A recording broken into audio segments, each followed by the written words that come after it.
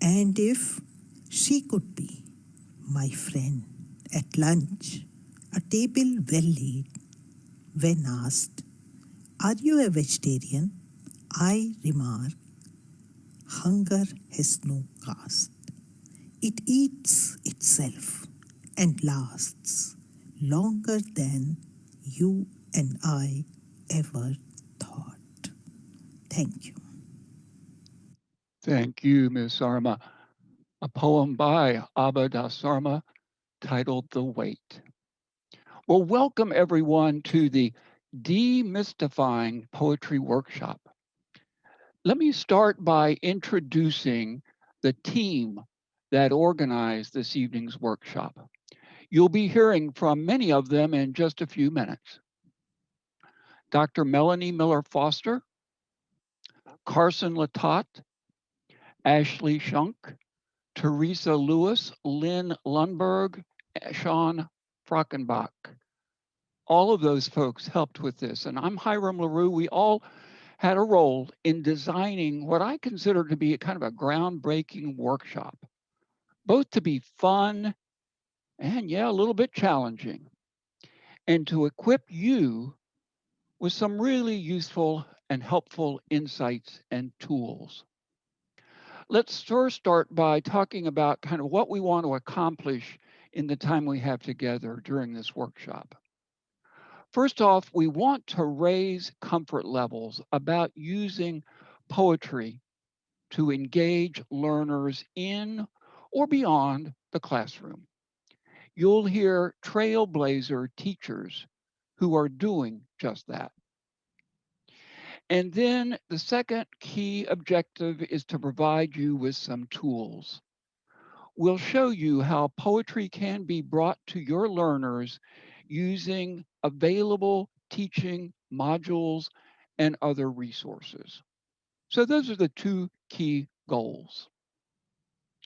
So let's back up for just a second and acknowledge that at least I can hear some of you asking yourselves, why in the world are we talking about poetry in a conference focused on agricultural learning? What does poetry have to do with GLAG? Well, we acknowledge and welcome such skepticism and hope that by the end of this workshop, you'll leave it being convinced to try some poetry. Yes, poetry with your group of learners in classrooms or in other learning sessions. Let me make just 3 points up front and real clearly. First, poetry is absolutely magical, yes, but it will not solve all of your teaching challenges. Will it help? Yes, indeed. I certainly believe it will. If you're willing to bring poetry into discussions of farming, of food, nutrition, hunger, and the like, I can guarantee you'll capture the attention of learners and bring all kinds of fresh air into the learning session. Second key point is poetry is only one of the arts available to you in the toolkit. We're focusing on poetry in this evening's workshop, but we'll leave it to your imagination to ask yourself, how might you use painting or storytelling or music or any of the other arts to similar good effect? And lastly, this workshop is all about teachers sharing with other teachers. We've designed it so that you can hear from your peers about how they've used poetry and the successes they've had and lessons that they've learned in doing so. You'll also learn about some teaching tools that are readily and freely available that will make it easy for you to try out poetry with your learners. So with that little bit of a backdrop, let me turn it over to Carson Latat to introduce you to some of those tools. Carson? Absolutely. Thank you, Hiram. So back in September, I was tasked with coming up with a way to blend poetry and food security education. And I thought that it would be pretty difficult to try to balance both, but it could be done as long as we went back and forth between the two and had some sort of culminating event to bring both of those together. Consider it a summative assessment of sorts. And so the poetry event was born as a way to bring all of the learners that would be engaging in this study to a place where they could finally share some of the things that they were thinking about on this topic of food security and specifically hunger, and do so in a medium that would provide them some courage and confidence to be able to talk about this and then to go further and to be able to work with any sort of subject that would be a wicked challenge or a tough critical issue. And so the modules that we designed through Articulate 360 are a self-paced asynchronous set of modules that take the learner on a journey from basic foundational principles in food security education and reaches things from malnutrition all the way to supply chain management. And at the same time balances basics and poetry. And so I consulted one of my good friends who is a secondary ed English teacher back in Michigan. And I got from him a couple basic lessons that I could use to start framing what it would look like on that end, because while I have some experience on the agricultural education side as an agricultural educator in the state of Michigan for 4 years, I'm not as well versed in poetry. And so I got from him some different activities that we could do that would be at that basic level that would be able to be done in a short amount of time and give those learners the confidence they needed to write poems, but maybe not necessarily become a New York Times bestseller quite yet. And so once again, the goal is to inspire that courage, but at the same time also inspire them courage to talk about that particular topic. So the modules worked with that idea in mind, and they progressed through a couple different phases all the way to the end where students would compose their poem.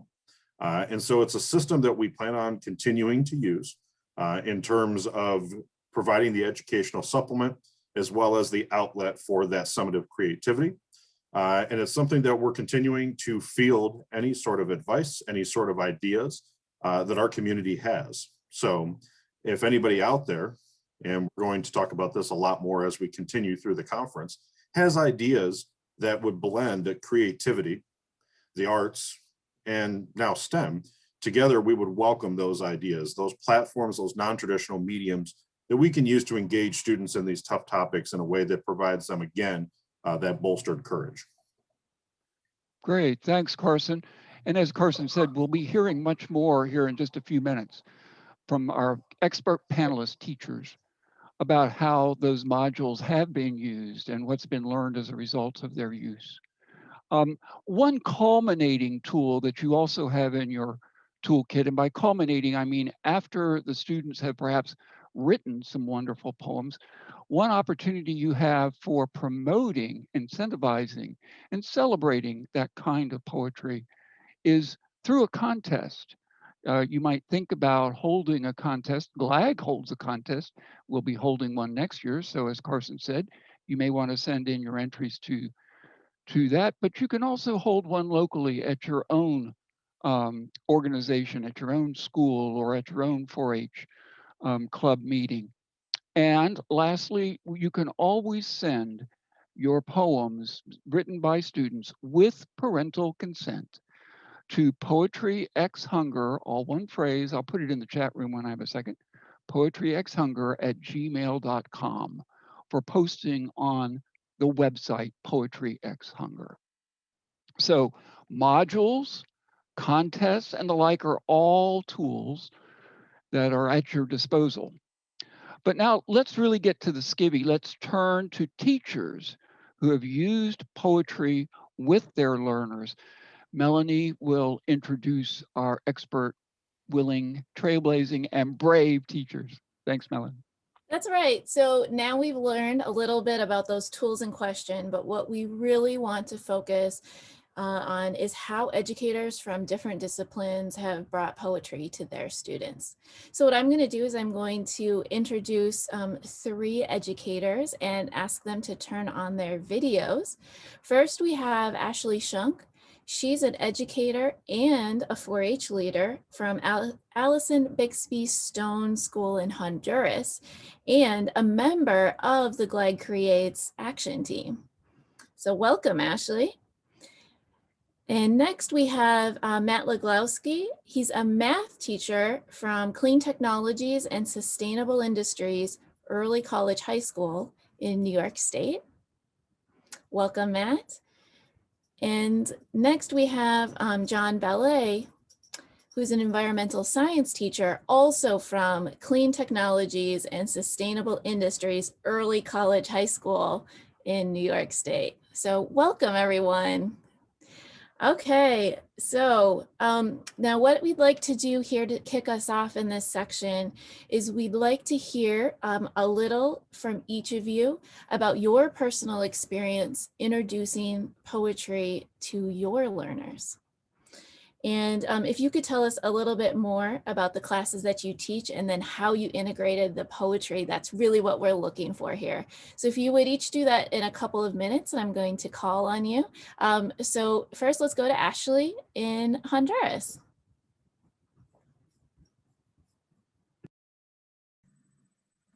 Hi, everyone. So I've been teaching for over 10 years in rural and urban settings, like here on Zamorano University's campus and also in Detroit, Michigan. And I'm certified to teach secondary English and science. Normally I teach biology and chemistry classes, but this year I'm teaching many subjects, including world geography, US history, English, chemistry, and biology for 10th and 11th grade. And I develop all of the curriculum apps and activities, so I'm always looking for cross-curricular opportunities. I feel like agriculture and food security is so deeply embedded into humanity that all of the content areas can relate to it easily. So what I did is I set up the learning management system that we're using right now called Shobi with the links to the modules and asked students to take screenshots of their progress. My students, they're going to learn all of the standards for STEM and English and social studies. And I can see how biomolecules and indigenous agriculture practices fit wonderfully into the standards. I also want them to be good people, which means that I want them to be empathetic and understand global issues. So my students had a major poetry unit last year, and I wanted to do it a little differently this year and capture their attention about how poetry can be used for social change and activism. So we discussed the poetry modules in class, and I let them use their asynchronous class time to work on the modules. And I asked them through WhatsApp to send me the poems. So we did a revision workshop, and they registered their poem into the competition. Many students who probably would not have cared about poetry otherwise were really interested in using poetry for social change. Carson, what you said about sparking courage is exactly what our discussions in class revolved around. They wanted to know if their ideas related to food security, and showing them how their ideas were related helped them to be more creative.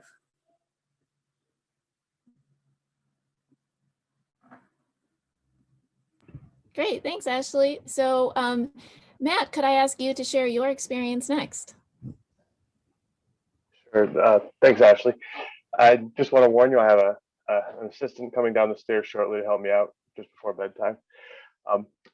I team teach with John Ballet, who's also on the panel here, and Teresa Lewis, who's was shortly in the panel but just left the panel. And as Hiram was speaking and Carson was speaking, I actually thought of the sort of the same exact things Ashley was thinking of. Hiram mentioned capture the attention of learners, and Carson went on to say inspire the courage to begin writing. And as I guess I don't want to talk necessarily about the curricular connections. I teach math in a transdisciplinary program with John and Teresa, but I think the best use of this was the fact that I started the modules with my students. I engaged with them as they went through the modules that Carson had put together, and being new to that, being acting as a learner, actually being a learner with them, and me learning alongside them, I think gave them the strength to like the inspiration to keep going and to keep going with their poetry. one particular example, Tyler Cook last night or 2 nights ago, he was on the panel at the poetry event, and I remember speaking to him about his poem. Now I'm a math teacher, and the fact that I showed interest in his poem and the work he had done, and I passed him on to the English teacher in our orbit because I didn't feel like I could give him the greatest advice, but I knew there was something there. I knew there was something that was that could be harnessed by like the real training of an English teacher. But the fact that I was able to just open up with him, talk about English and poetry in a math course, I think gave what Hiram and Carson were talking about, inspiration and courage to keep going with that. So it wasn't necessarily something that I think I was the genesis for. I think Tyler had it in him, but just being able to talk to a teacher that like a concerned adult that wasn't necessarily an English teacher really pushed him to the next level with that poem. Oh, that's excellent. Thank you for sharing that, Matt. I think that's just really interesting what you're saying. You know, being a learner alongside the student. I think, you know, a lot of us can relate to that. All right. And so now I'd like to go to John, if you would please share your experience. Sure. Thank you, Ashley. And yeah, I'll reiterate what Matt was saying. Teresa and I talk about this, and Matt we all talk about this. Sometimes you have to employ the grandma-grandpa effect in the classroom, where you don't understand what's going on. And being a science teacher, I'm certified in biology. You know, I feel like I'm an expert in that craft. I always feel like I'm learning when I'm working with Teresa and Matt. And I will jump right in to say, if it's a math lesson, my gosh, I never understood that. Can you explain that, Matt? And the kids are all of a sudden perplexed that an adult doesn't know what he's talking about. So I did the same with the modules. And Carson, hats off to you and your team. I don't know if it was just you or if you had a team of people, because that was a lot of work to put those modules together. And they were fantastic. You know, the kids used them. I used them. I went through the steps step by step with the students. And it was super helpful to see their engagement. They sometimes, you know, students will sometimes just skip over things. But as I was going through it, I was letting them work at their own pace.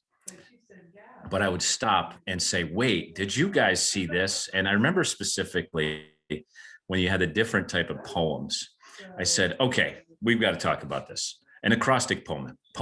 What is that? And I'm going to get really vulnerable now just to say, I can't really tell you what an acrostic poem is. So we looked into that and we delved into it. And then I made the connection. I go, oh, acronyms. Now I get it. So then the kids were like, and I don't know if they felt, maybe they all knew it. Maybe they didn't. You know, I felt like there were kids that did not. Some were right on it. And they said, oh yeah, this is what it is.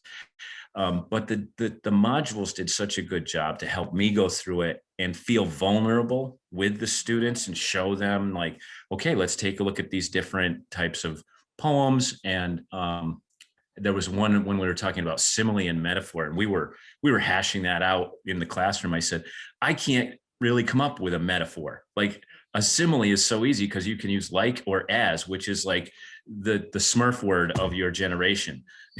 So they, you know, engaging them in that and being, I guess, saying you're vulnerable, because I would fully admit poems are not my thing. I'm really interested in them, and let's see what we can learn as we go through this.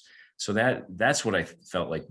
Those modules were super helpful. And I felt I could say to any teacher, if you take a couple of days and just go do that. We did it on the 2 days before Thanksgiving, the two there's 2 class days, which are really tough to manage if you've ever been teaching in the classroom. The 2 days before the holiday are always a challenge. And those modules were perfect for the kids to get involved. And Teresa did a fantastic job helping the students register for the event and recognize this is a competition, but we don't force kids to enter the competition, because we do that a lot in our program. And we said, we want you to write the poem as an assignment. So we're working with that. And it was Teresa's assignment, but we all dedicated time to do it. And then if you want to, you're welcome to enter your poem in the contest. And of course the kids were like, yeah, why wouldn't I, if I went to all that work? their effort. So that was my experience working through it. And I just felt like the GLAGcreates made it so simple and straightforward for students and teachers to participate. Thank you. Well, thanks. Thanks, John, for that. I think that's really interesting that you're comparing that idea of co-teaching and not being, the expert of all of the subject areas that you're involved with, and comparing that to being a learner side by side with your student. So I think showing students that kind of vulnerability, that you don't know everything, I think it's a great pathway, saying like, hey, adults don't have all the answers. Like, we're going to be relying on you to help solve some of the world's biggest problems. So I think that's great. I'd like to bring our panelists back just for one more question. I would be interested to know what was the most challenging thing that as you went and used poetry with your learners, and like, how did you overcome that challenge? I think we may have a lot of people who are hesitant. And so I'd be interested in hearing how you kind of overcame some of the challenges as you worked through this. Who would like to go first? I'll start. Thank you. First, I just wanted to mention, thank you, Matt and John, for just sharing how you were vulnerable with your students and that you were learning at the same time. I think that's really remarkable. I also really noted how you said that you dedicated time to it. And I think that that's so important because it shows that you really care about food security and that it really does matter. But to answer your question, Melanie, so my greatest challenge was that I found that some students loved the modules and some students really just wanted to write their poem. And so I had to be really flexible. I learned to be very flexible about this and support their creative process. So I did, a lot of personal conferences, and that helped us to support their process. It was a good experience. Excellent. Matt or John, do you want to take up that question? I would agree with Ashley. Some students when we started the poetry unit, I introduced what we were doing. Some students, as Ashley said, wanted to jump right in and write what they had in mind, which is fine. I didn't stop that. One student, one of the other finalists, Shelby, I remember distinctly when the modules opened up, she just was giddy that she could write poetry in class. It was fantastic to see.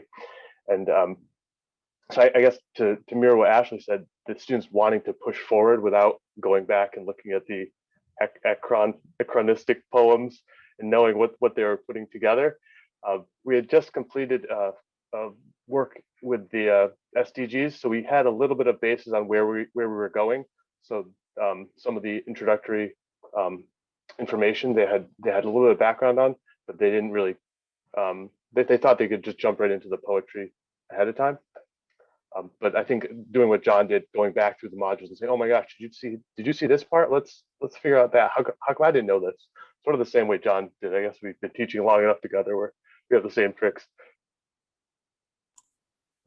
Yeah, so it's always challenging working with Teresa because she's just kind of pushing us in the right direction all the time, and we're participants that are just going along for the ride sometimes. But once we know what the point is, it becomes such a worthwhile experience. And I'd say the biggest challenge, I think for most teachers, is to say, like Ashley said, setting aside the time and figuring out, okay, how am I going to make this work?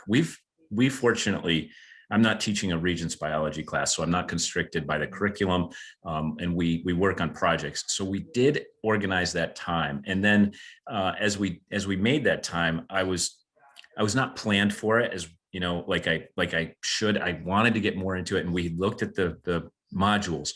So I guess jumping right into it, into the deep end without fully understanding what the end goal was. I knew that it was a competition, but how the poems were supposed to unfold in the process.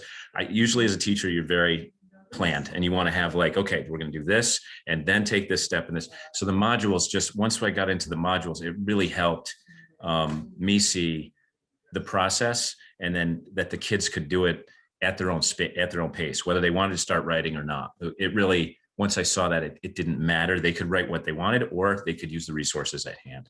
So it was a great experience, and you know, the initial challenge, the greatest challenge, wasn't as big as I might make it out to be, but it was probably one of the hurdles that I was feeling when we started. Yeah, I mean, I think that's what we all need more of, is more time, right? And, you know, so it's interesting. I see Betsy put a comment here in the chat that I want to draw attention to. She says, I need a Teresa. So Teresa is the co-teacher, the English language arts teacher that teaches with Matt and John.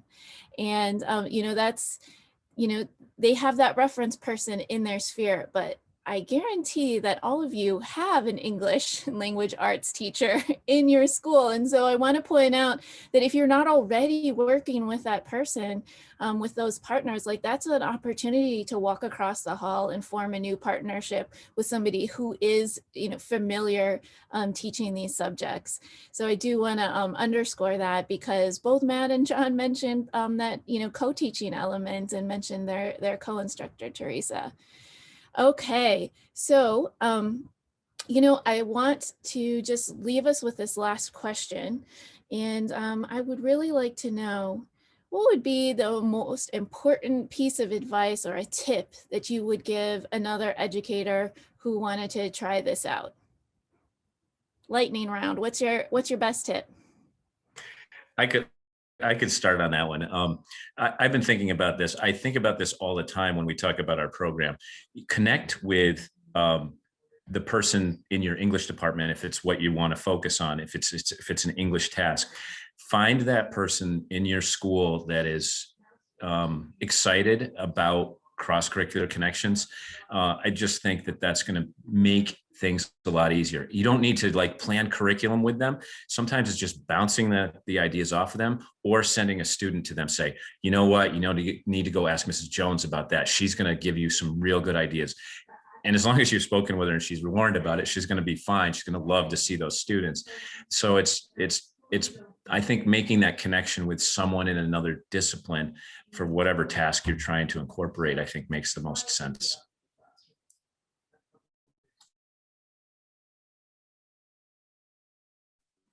Okay, and I'll go next. So I really like your idea about forming partnerships within the school. Since I teach all those subjects, I'm partnering with myself. But I do want to mention that for me, I think that just slowing down and looking through the modules and guiding students and answering their questions, just really giving them that time for formative assessment and just talking with them about the issues.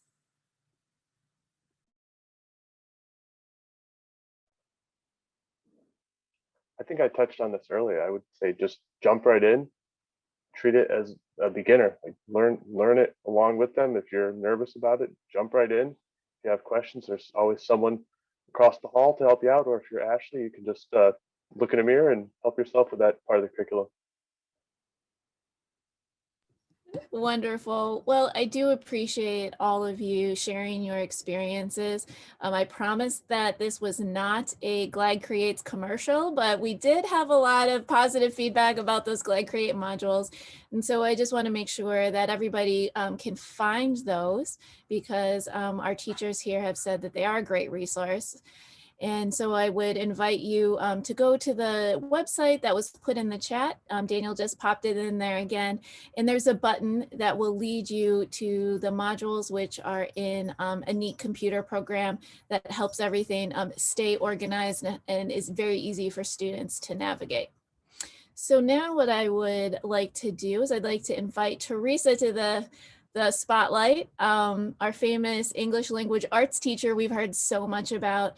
And, you know, Teresa is also at the Clean Technologies and Sustainable Industries Early College High School in New York State, and I am remiss if I don't say that she is also a member of the GLAGcreates action team that helped develop the modules. And she has a few thoughts to share with us as an actual English language arts teacher. So Teresa, take it away. I think it's very evident to anyone who meets Matt and John, even if it's via Zoom, that I am spoiled in my teaching position. I often feel like a bit of a big confetti bomb dropped into the world of these STEM educators of excellence. And that spoiling continues for me this evening, because this evening, Melanie, Hiram, Carson have gifted me with an opportunity to talk with you about my experience with the poetry modules that have been created by the GLAGcreates team. It's my hope that when I'm finished doing so, you'll feel encouraged, and Daniel will love this, in the spirit of GLAG 21, that you'll feel inspired to take action simply by accessing and using the modules. That would be my hope. That would be my dream. I can promise you that if you do so, something meaningful will result. And it's very important to Hiram that people understand that this is not just about the poetry models being accessible to youngsters. I love so much Hiram's passion about poetry. And I think that he would like me to say that you should perhaps all write poems. And anyone who's here maybe should go ahead and write a poem, and he'd love to see your work as well. So now that I've given you what I'm calling the GLAG 21 satisfaction guarantee, I just promised you that something good will result. I'll begin. So I guess I should begin by saying that in my over 30 years as a teacher of the English language arts, I've come to realize something important about widely sharing poetry. And that is that the very thing that makes poetry so powerful, its brevity and detail, is what seems to make it enigmatic to some people. And I can't say strongly enough that that should never be the case, because the thing is that poetry engages two things in us that make us human. It engages these two things that both make us human and that have the potential to connect us to other people. And those are, of course, our senses and our emotions.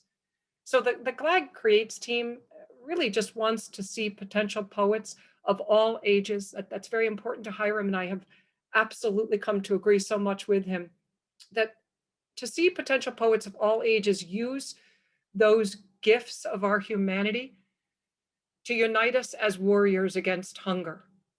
One of my talents is not multitasking on Zoom. Daniel can testify.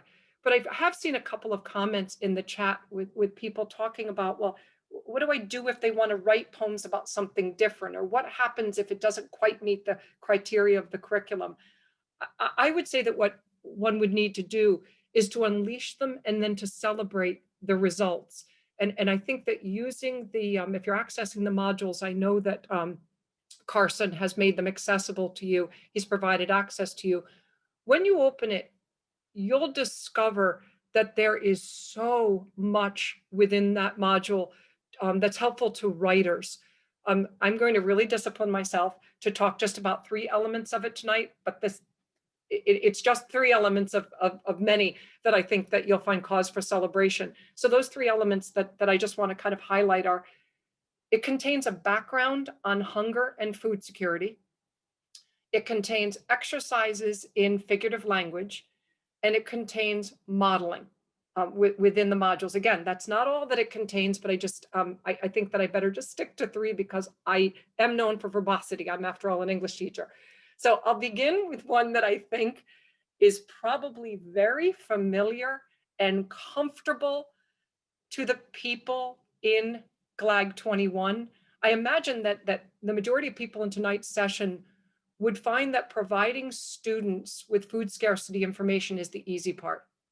I cannot express to you what a gift Matt and John are to me, watching them help students to become in data literacy, in the accessing of research information about incredibly important topics like that.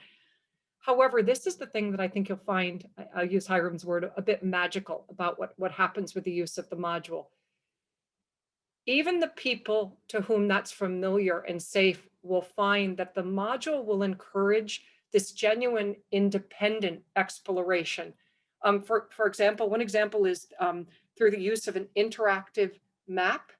So because it's so genuinely independent, I don't know, Melanie's going to click on one part of that map and Ashley on another and John and Matt on another. What ends up happening, what's just spectacular, is that it individualizes the learner's experience within the module, which of course leads to a unique perspective, which then leads to this incredibly unique poem. And that's what we want so desperately for our students. They're not, don't be deceived by the word module. They're not being sent down a singular path at all. This is allowing students to, again, have this individual experience within this safe space for those educators who might not be as comfortable with poetry. So I'm going to do something a little indulgent and share some poetry with you. I thought it was really intriguing how many of my students, this was a surprise, by the way, Carson, I thought it was intriguing how many of my students' poems included references to the food insecurity background information that was offered in the module, or made accessible through the module, I should say. Notice that in his GLAG 21 winning poem, Tyler says this: if we would realize this happens to 1 in 6 who suffer from such famine, maybe then it really clicks. That just like geeks me out. The data lives and supports a call to action. There's just, I don't know that anything more beautiful could happen in 2 lines, whether it be prose or poetry. And even better, the modules encourage additional such exploration. So we had another student submission that incorporated references to information found online about the impact specifically of COVID on hunger. So again, if you just indulge me, I'm going to read you just part of that poem. It reads, as I walk by, an elderly soul catches my eye. Ravenous is his glance when we greet at the door. I haven't seen his mask here before. As he bends stiffly to pick up dropped food, I step back, not to be rude. 6 feet apart, we stand. Now, I want to mention, John mentioned, we do not force students to submission. This poem was never submitted to GLAG 21. There stands a poem that the student chose to share with us, but not in competition, where 6 feet is all at once close enough to connect to people, and yet far enough apart potentially to isolate them. There's this world between this person who's starving and the speaker of the poem. That stanza may, I hope it does, impress some of you, but it shocked me. It shocked me. Again, over 30 years of experience as an ELA teacher, because quite frankly, without the module, the student who wrote that never would have produced it. I have enough years of experience to say that the exploration that was encouraged through that first part of the module, that background information, is what brought the student to that moment where he could express himself in that way. Okay, I've only covered one. I promise I'm trying, Melanie, to stick to your schedule. So after that research step, the module's next section kind of gently guides users to express what they've learned about that food security in the language of poetry. And I anticipate from some of the messages I'm getting through Whova that this might be less comfortable for some people who are in attendance tonight. So I just want to encourage you to take that risk, as the 3 other educators have mentioned, because you know as well as I do that knowing what we know just isn't enough to prompt change. We're really probably going to have to make some kind of ruckus to do that, right?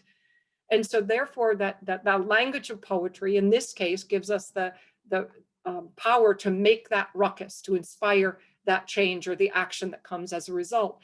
So therefore, within that module, a few prompts encourage users to kind of play with words, play with your food, play with words in the form of metaphor, rhyme, and various other devices. And I have another one here. As a result of that part of the module, our student submissions were as unique as their feelings about and experiences of hunger were, is I guess the best way that I can put that. Hunger was depicted in poems that were submitted as a shadow. An insistent toddler was one of my favorites. Another, hunger was depicted as mournful music. And then even another was a hunter. Hunger was a hunter who was waiting meditatively in a tree stand. Those are really different voices that are being expressed, all as a result of that module kind of allowing students to play with the language of poetry. This was, of course, tremendously moving to me because as they walked the path of the module, I witnessed hunger in the abstract become personal to my mostly well-fed students. So one student kind of really hauntingly addressed those who starve by saying this. Let me find it here in his poem. This one got to me. You will not be fed when arriving at the destination you call home. It was the poem, those words kind of reveal an honesty that was occasionally jarring. And another boy wrote a poem that reads with a kind of intentionally, distressingly ironic, flippant tone. So prepare yourself. Again, this is intentional. It reads, good night. We staged a nice fight. We lost. Lives were the cost. So I find myself, you've already observed this, I'm sure, using words like map, path, journey, when I talk to others about the module. So I think we should probably consider, and John brought this up, how the model is going to help you in your spaces to show these would-be poets what the destination looks like. And of course, that's achieved just as you do it in your STEM classrooms or whatever classrooms you're coming from. It's achieved through modeling, which is a hugely important step. And I loved what was done with modeling within the module. It was peppered throughout, kind of purposefully scattered rather than all in one place in the module. And examples included a statement by Mahatma Gandhi. There was a video of Matt Sowerby's, which I know, Hiram, you shared with many in Hoover earlier this week, called Bread Lines, which my students loved and insisted I play 3 times. And actually, seeing how that particular video galvanized them, Carson and Hiram, I went looking for additional model poems that were written by people their age. That's something that Hiram had spoken to, wanting them to recognize that they could see themselves in poets. So I went about doing that in a really highly sophisticated master English teacher way. I Googled, and then I Googled some more. And sadly, Hiram was right. It took a lot of searching to find hunger addressed in poetry online. But I did find hope. One that you may want to look into, the End Hunger UK Challenge, which is actually the competition that gave us Matt Sowerby's poem, offered additional models that kind of increased my students' faith that they could rhyme and it would matter, that they were young people. They were looking at the work of young people. So there's one called A Closed Fist. This is not my student. This is a part of that archive online. It's by Natasha Moore. And my students really connected with this. In this part, this passage, the speaker asks the kind of question that I would say makes all of us suitably uncomfortable. And that's what the written word, the spoken word, that's what language needs to do sometimes, make us suitably uncomfortable. And it reads like this. You would much faster feed a dying dog in the street than acknowledge a fellow human in need. Or am I not human? Am I not human enough for you? Or are you not human? Are you not human enough for me? So I love those lines. They're written by a young person, and they're exactly the kind of clamor that I want to hear young people make. I guess I'll end by saying it just fills me with so much hope that everyone here does too, that you feel the same way. Teresa, my goodness. And Ashley, Matt, and John, I have learned so much this evening from your folks' insights, your enthusiasms, your really passion. And it's gratifying to learn from you folks about this odd tool called, mysterious tool called poetry that can become magical and much less mysterious in the hands of young learners or learners of all ages. Just a couple of points to keep in mind. We are recording this session. So if you know of teachers or instructors who you think would be interested in reviewing the wonderful comments that have been made here by our teachers, please direct them to the recording. The other thing I'll mention as a non-teacher that I have observed working with young people, really with all folks who are writing poetry, is that once they've written it, often they're very shy about sharing it. But if you can encourage them to share it with each other, student to student, that's one way of really leveraging a lot of, well, I can do that too, sort of reactions.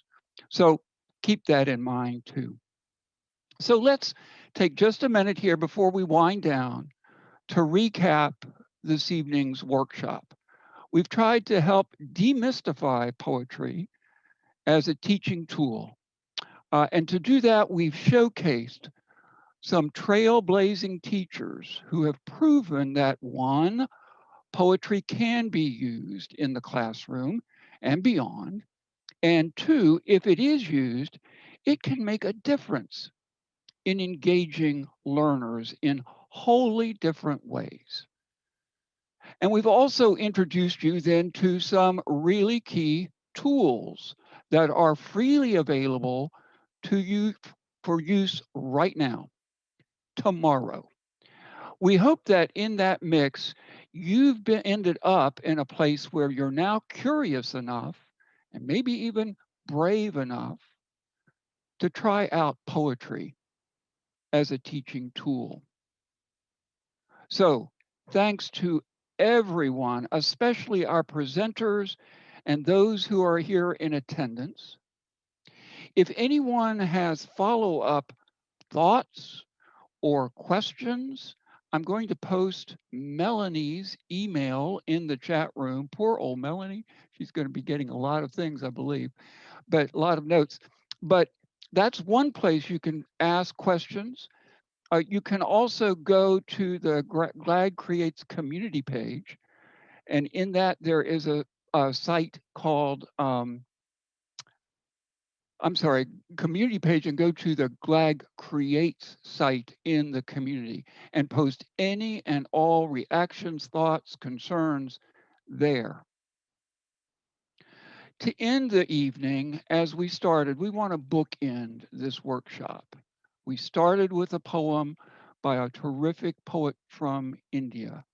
We're going to come back home and end the workshop with a poem that was written by a young poet, award-winning poet, who was the very first person, as far as I know, who has ever been invited to serve as a poet in residence at a food bank to write about what he observed, learned, and felt. His name is Aaron R. He lives in Arlington, Virginia, and his poem is titled, My Name is Hunger.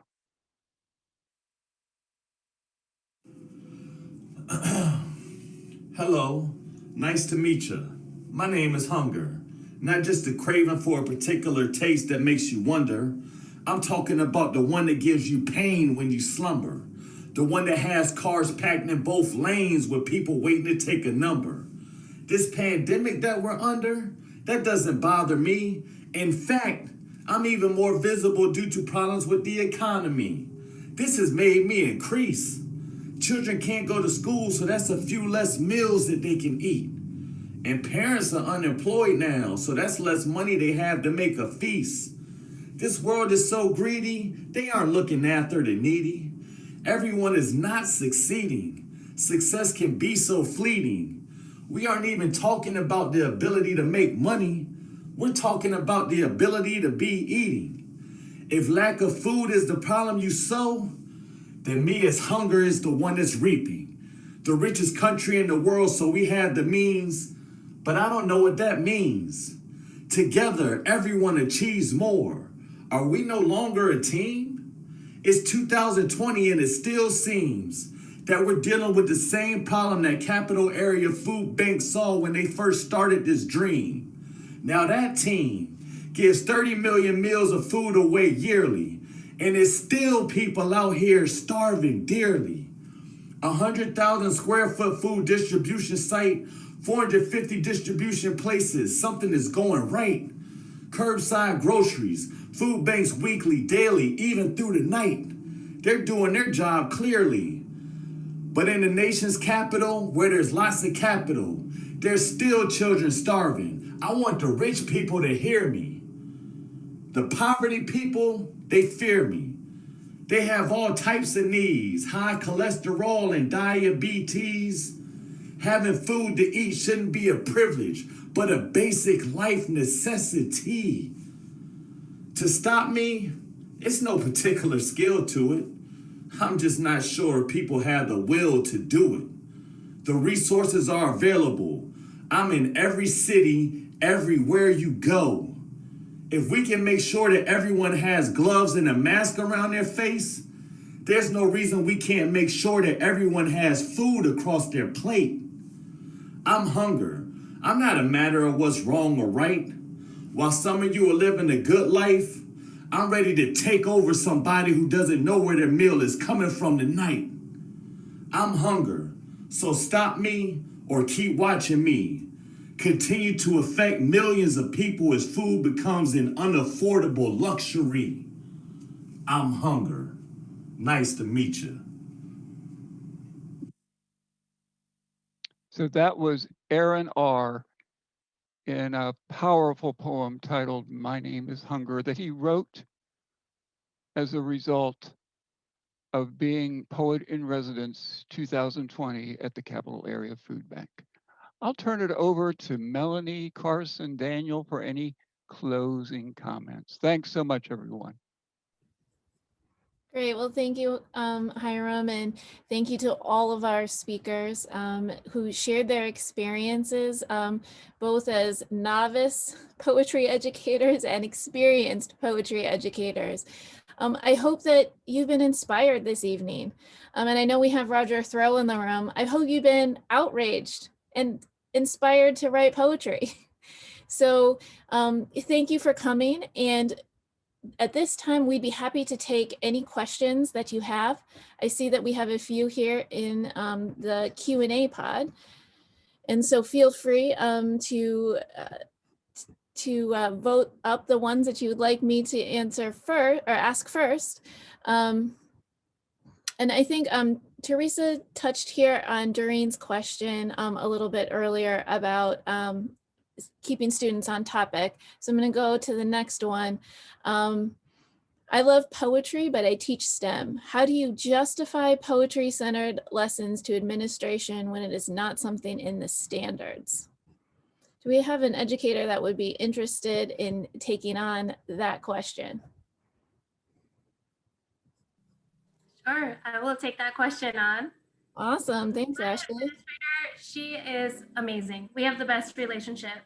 And how I would justify this if she did ask me is I would say that this is a part of our mission and vision as a school. We want our students to care and be empathetic and develop their social and emotional learning skills. So that's how I would justify this. Thank you. And, John, I think you want to chime in. You muted yourself. Come on in. Sure. This reminds me of, when I used to teach other classes, biology and environmental science, and matching the standards to the task was always a challenge. And sometimes I would offer extra credit to students or build the task around something. It could be built around a poem.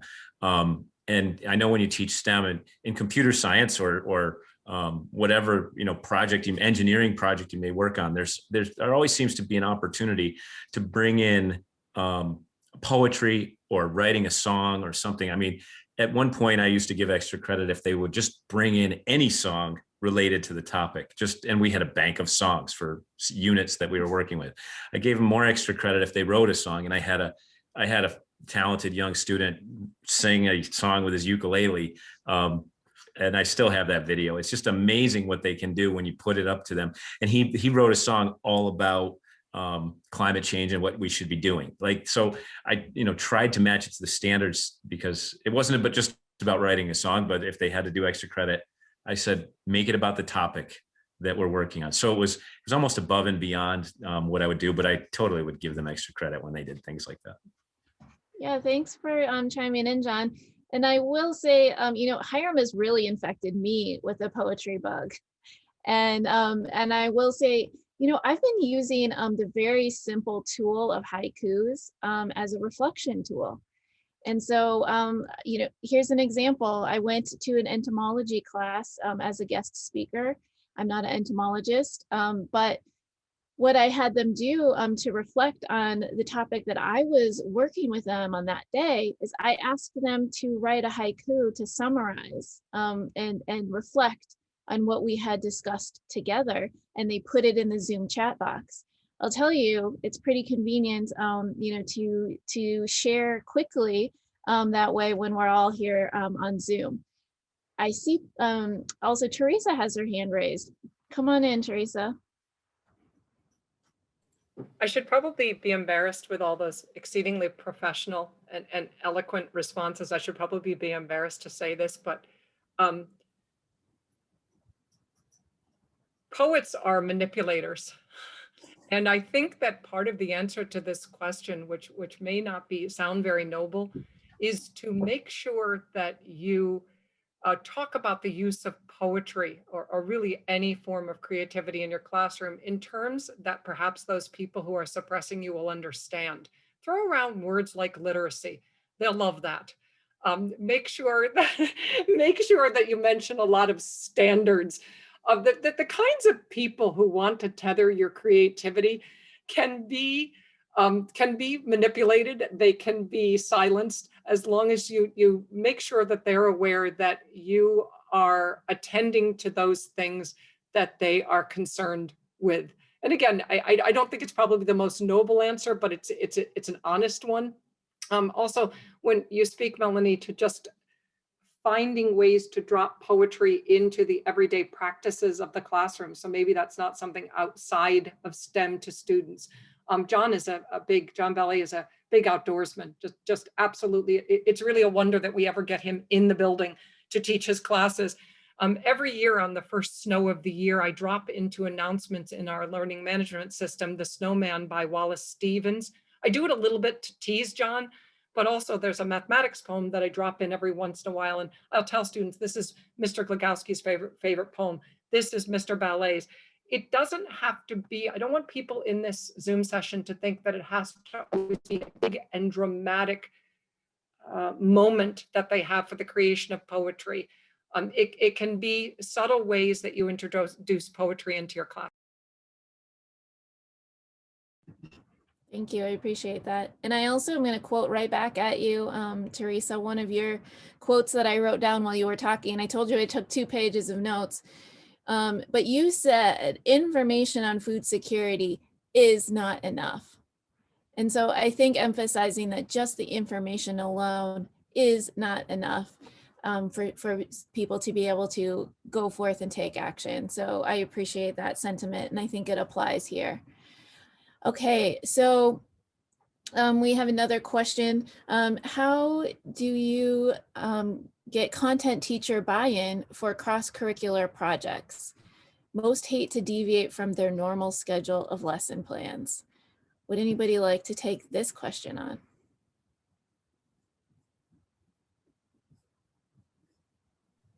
Sure, come on down. So what I did is I developed all of our curriculum apps. We didn't have any before, but I probably won't be teaching English next year. I don't know, but whoever is going to teach that class, this is what I'm going to do.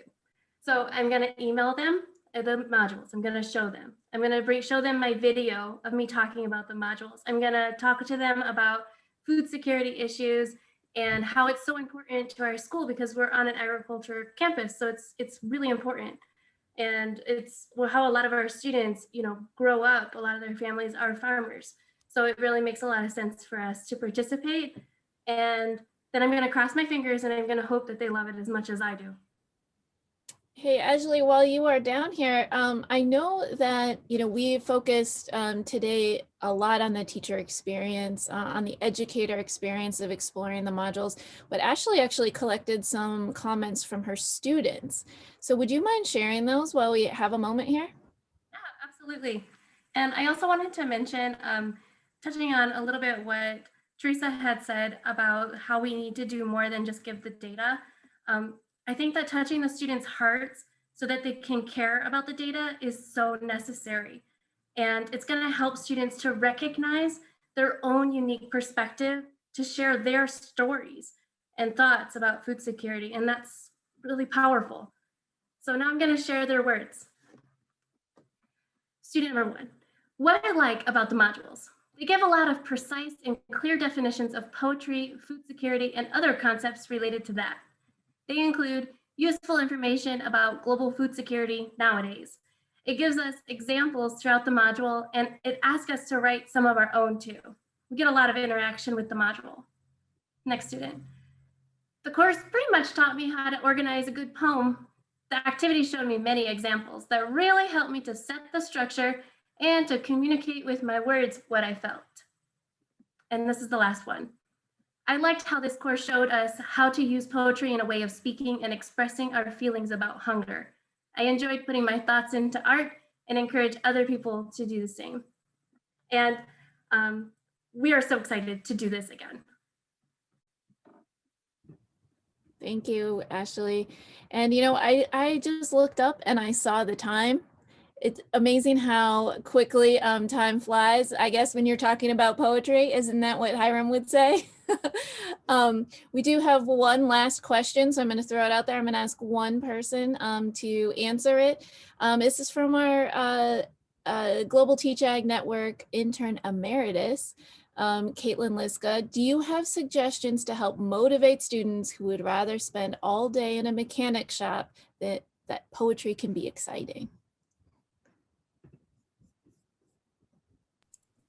I just want to go back to what Ashley had said, connecting personally with those students and understanding their personal stories. I know exactly what type of student you're discussing, those kids that are hands-on kids that want to be in a mechanic shop, or school is not in their real world, we might say. And I guess recognizing the personal interests of those students and what's going on in their lives. And if you can find some reference, like Teresa tries to reference poems about Matt and I, if you can find a reference of a poem that you see a connection with that student, it may inspire them to look more into that realm of poetry. And that's all I can suggest, is connecting with those kids personally to try to get their interest, because once you have their personal connection, they'll pretty much follow you anywhere. And Melanie, I would only chime in that you just have to trust me on this. There is a poem about any topic you can imagine, from toenails to marshmallows to astrophysics. There is a poem out there, and that's what's so wondrous about Google. So, and that the other way, I have seen students who might otherwise not think that poetry is cool to be engaged, is to have them, if they are willing, to watch a fellow student perform their poetry, recite it, memorize it, and perform it. That not only captures adults' ears and eyes, but it often catches the young people's attention as well. Excellent. Well, I am going to draw us to a close here. I want to thank all of our panelists, our action team members. I want to thank Hiram LaRue for bringing us poetry through Poetry X Hunger, drawing our attention to this really interesting reflective and teaching tool. And thanks for all of the brave folks here in the room who are exploring poetry with us. So I would leave us here and tell everyone good night.